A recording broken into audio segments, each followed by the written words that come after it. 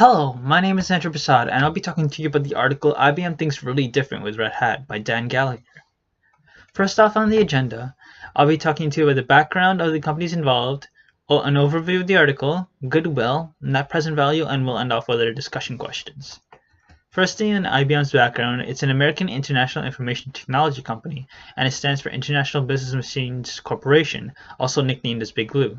They manufacture hardware, middleware, and software, and they also provide consulting expertise.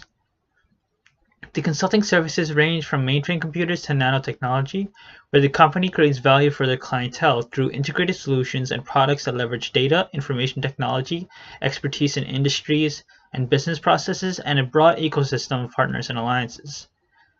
The company business model is built to support two principal goals: bring innovative technology and industry expertise, and long-term share value to the customers, to shareholders.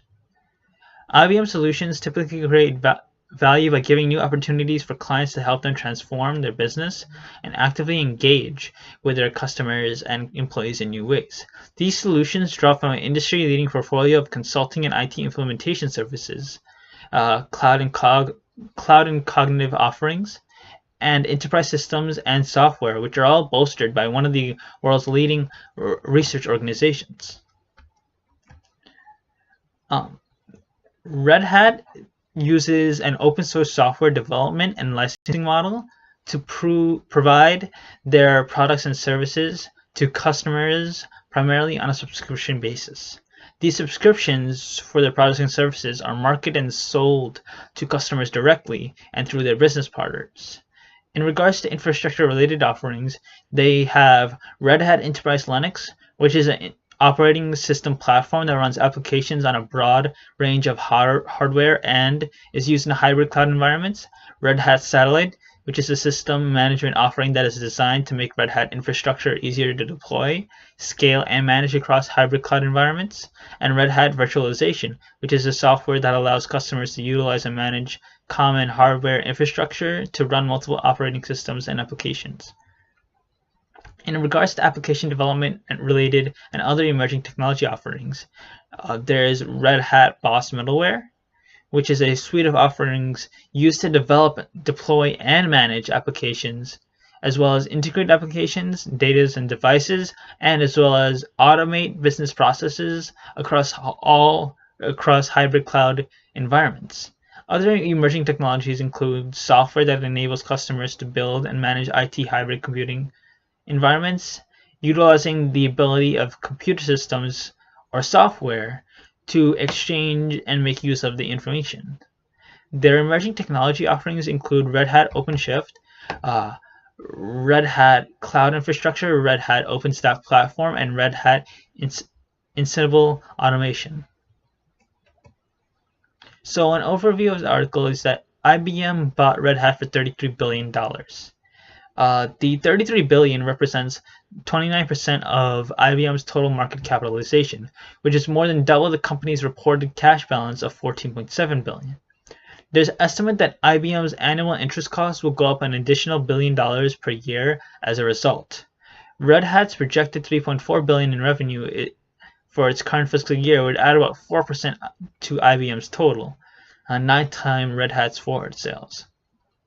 Red Hat gives IBM an increased ability to sell hybrid cloud services to corporate customers, where such services involve companies using a mix of public cloud services, where about 85% of all enterprises are expected to adopt a hybrid cloud approach, and Red Hat will be run as a distinct unit, where much will depend on integration, though, as Red Hat does significant business with IBM's competitors.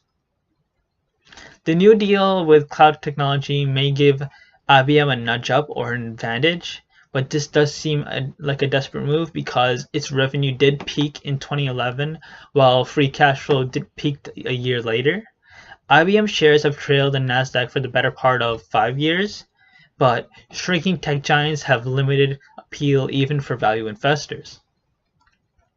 So the first topic we'll talk about is goodwill, where in chapter 2 the author discusses the balance sheet and what type of assets there are. What goodwill is the excess of when a company purchases another at a premium. And the value of a company's brand name, solid customer base, good customer relations, good employee relations, and any patents or proprietary technology represent goodwill. In this case, there's a high amount of goodwill, where goodwill equals the acquisition cost less the fair market value of tangible and intangible assets less the liabilities, where there's excessively high goodwill, which may lead to future impairments if they don't integrate the companies correctly. This can lead to future potential net losses or decreases in net income. The next topic we'll be talking about is net present value, or NPV. What it is the difference between the present value of its benefits and the present value of its cost, where net present value is the present value of all project cash flows.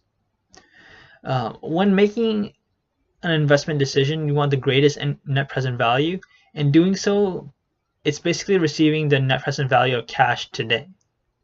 You would want to accept those with a positive NPV and reject those with a negative net present value because they would reduce the wealth of the investors.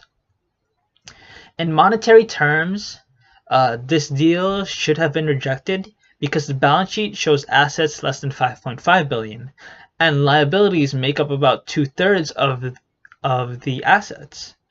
But apparently IBM believes that there's an intangible factor that we can't see.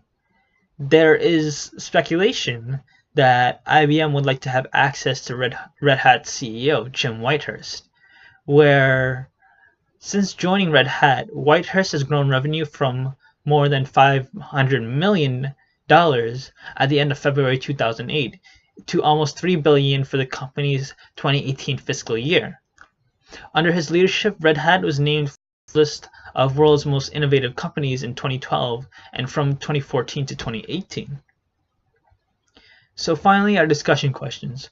What do you think is the underlying purpose of the acquisition, and do you think this is a good buy for IBM? Please leave your comments, and I thank you for listening. Have a good day.